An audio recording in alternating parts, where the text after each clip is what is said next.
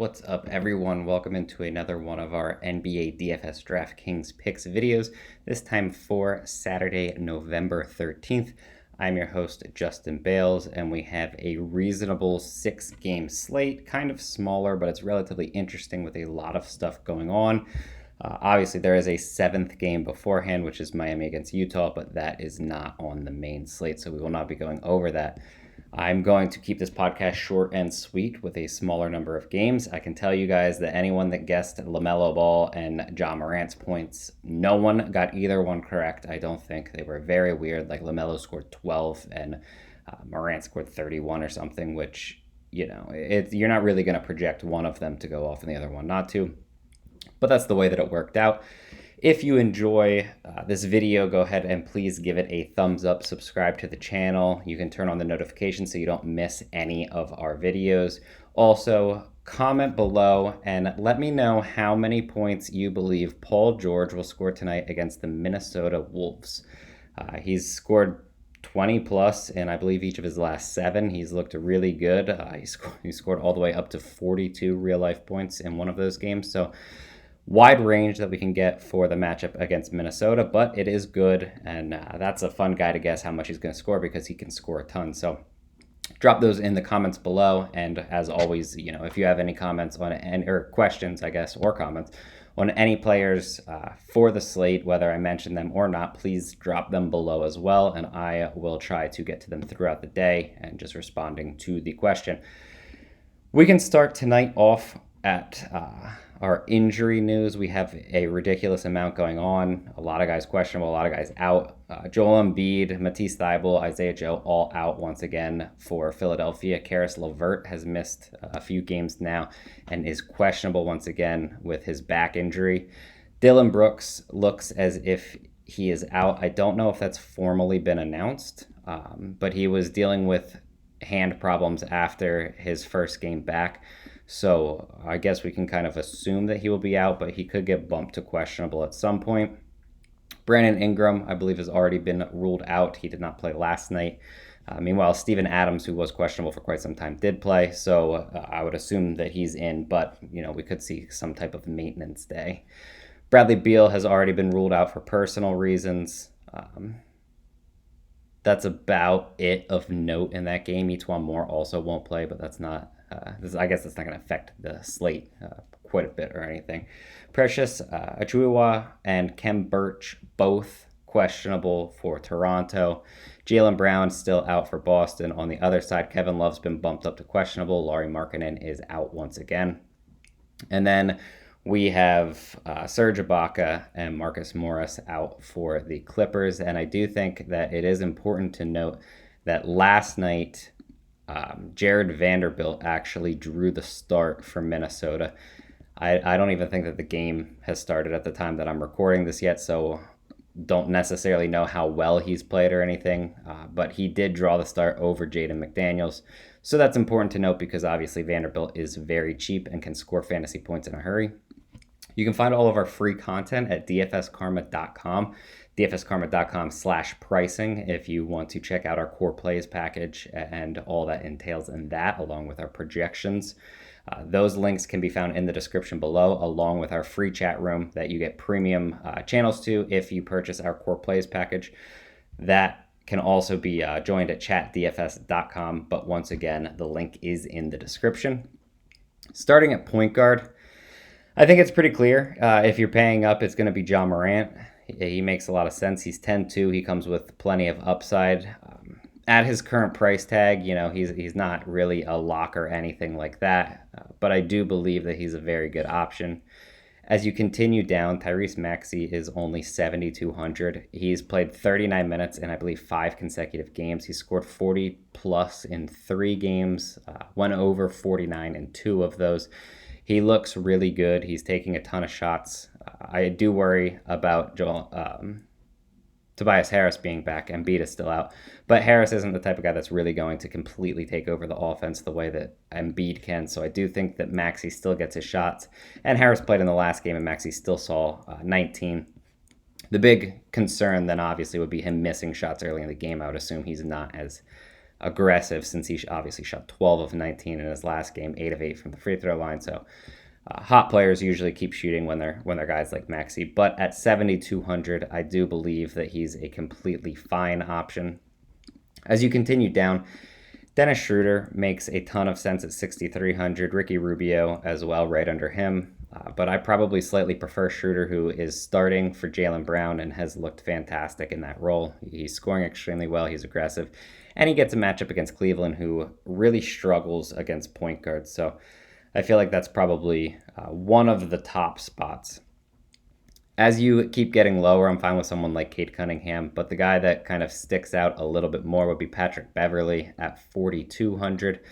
He's been playing, minutes in the high 20s. He gets to the mid 30s at times, and he's just a relatively solid fantasy producer. So I do think that Beverley can be used against the Clippers. And then Raul Neto, I don't necessarily know if he has to start. That would definitely help him. If he starts, he's going to be the chalk. If he doesn't start, people might move off of him to someone like Aaron Holiday, who I'd assume that they would start at shooting guard instead of Nato. But I feel like he's probably the option that you're going to at least try to prioritize with Bradley Beal out. And then I didn't mention him, but Spencer Dinwiddie, I don't really have any problems with at 6,500 either. He should take on a larger offensive role. So that's a little bit too cheap. At shooting guard, it's tough. I mean, I'm not necessarily opposed to either of the guys at the top, which would be Fred VanVleet or Anthony Edwards, but neither one stick out all that much to me at the moment. So, feel free to use either one of them, but you're probably dropping down. You can use guys like Schroeder, Cunningham, Gary Trent Jr. I guess we'll have to see whether or not Pascal Siakam's playing. I would assume, since he's not on the injury report, that he would be playing again, and that will take away from Gary Trent Jr. But all very solid options that you can at least consider here. As you move down, there aren't that many players that I necessarily love for cheap. I think that Luke Kennard is a guy that comes with a lot of upside for only 4,200. Almost solely depends on whether or not his shot's falling, but the minutes should sit in the mid to high 20s, so that's relatively fine. On this end, then obviously you have Josh Richardson, who is really just playing big minutes with Jaylen Brown out at 3,300. So once again, he's a bit too cheap and kind of an obvious play. At small forward, I think the top option is probably going to be Paul George. I don't really believe that Minnesota is going to be able to stop him, so that's kind of the guy that I would gravitate towards over someone like Jason Tatum, who I don't have any issues with, especially against a weak Cleveland defense, but I do like Paul George slightly more. Scotty Barnes is interesting because of the matchup against Detroit. The big problem is with the Raptors more healthy, I don't necessarily know if you can trust him, so that's more of a GPP option just solely for the pure upside. I would assume that Siakam, Fred VanVleet, OG Anunoby all get their stuff. And then, Barnes was a top pick and he's been playing well. So I don't really have that many issues with him at least getting attempts and stuff. But there's just not as much to go around when basically everyone's healthy. Josh Hart, I believe he got kicked out of his game for 2 technicals. I think he got a tech and then he said something, got a second one, and got kicked out in only like 15 minutes in his last game. But I would assume that he's locked into bigger minutes, especially if Brandon Ingram is indeed out. If that's the case, 5,500, I have no issues whatsoever taking a shot on him. As you drop down, I think the obvious option would be Desmond Bane if Dillon Brooks is indeed out, and then you have some of the guys that I talked about, like Luke Kennard here. At small forward, you have Josh Richardson, just a little, or I guess guys that are just a little too cheap at the moment. Moving on to power forward, I do think that you can go to the top with someone like Jason Tatum. I don't have any problems with Domantas Sabonis. I think that Tobias Harris is completely fine. He might actually be my preferred option for under 9,000. And then you have Pascal Siakam. I don't necessarily trust the minutes, and I think he played 30 minutes in his last game and only had 7 shot attempts. I wouldn't be overly shocked if something like that happened again, and Toronto is probably more or less in a situation where those kind of guys like Siakam, Barnes, and Anunoby, I more or less pass on. But I think they're completely fine in tournaments if you do want to take the shot, because they all come with plenty of upside. It's just kind of a question at this point of who's going to get what on what night. Evan Mobley gets a great matchup against the Boston Celtics, who really struggle against power forwards. We know that Mobley comes with plenty of upside. Some risk there as well, but his price is kind of built into that. Wendell Carter Jr. is a very interesting option that, again, a lot of upside, a lot of risk. It's kind of built in, but he is the athletic type of player that can stick with Washington in this game, I believe, anyway. So I do like him, not to mention he's averaging nearly 7 more fantasy points per game at home. So that's kind of something that I would be looking to attack in this game. Kyle Kuzma, Nicholas Batum, they're guys that definitely can at least be considered. I don't necessarily love them. I think if Jared Vanderbilt is starting again, he's probably the chalkier option at only 3,700. But a bit above him, Kyle Anderson is a high upside option. Didn't look great last night, but he's still only 4,300, and he has been playing extremely well on a per minute basis for basically the entire season and for quite a bit of his career. So I don't have really any issues if you want to take someone like Kyle Anderson. At center, it's fine if you want to spend up for Karl Anthony Towns. Ivica Zubac can't guard him. The Clippers just don't really have anyone that can. Valanciunas in a revenge game, I do think that's really good. At only 9,300 too.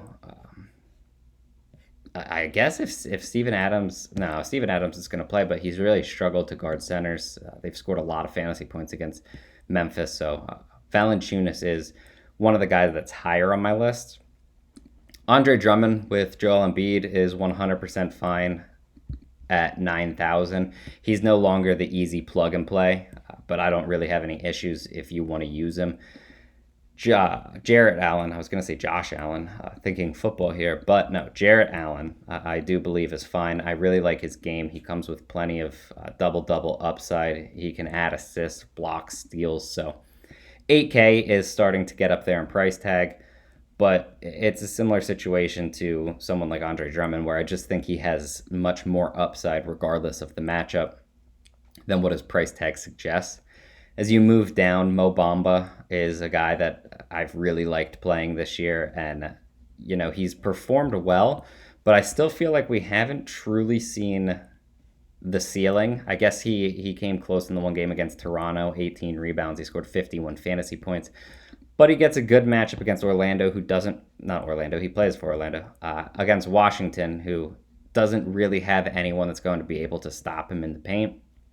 I know Bamba shoots a lot of threes, but defensively, when he's in the paint, I'm talking rebounds, potential block shots, stuff like that. So I do think that this is a relatively good spot for Bamba, and at 6,600, he does come with 50 plus fantasy point upside, so I don't really have any issues if you're going there. I guess it should be mentioned that if Kevin Love returns tonight, that's going to take a little bit away from Jarrett Allen and Evan Mobley, but I do still think that both of them are relatively fine. I guess the only other guy that I'm really looking to mention would be Isaiah Stewart at 4,400. No Kelly Olynyk, so in specific games, he's going to play significantly bigger minutes, and Toronto is an offense or a rotation that's already relatively undersized, which is the type of matchup that Stewart can perform well in. So I do feel that Stewart does make a very solid option. I do worry. I probably wouldn't play him in cash at this point, but I think that he's a fine tournament option. That about does it. Very quick podcast, only 6 games, not all that many players to outline and everything. But if you have a question on anyone, I'm sure there's going to be some injury news that kind of breaks up what's happening here. So if you have any questions on anyone, drop them in the comments. Again, predict Paul George's points total, not fantasy points, real life points. Drop that in the comments. Give this video a thumbs up if you enjoy it. Also subscribe to the channel. Good luck on this Saturday slate, and I'm sure I will be back Monday with you guys.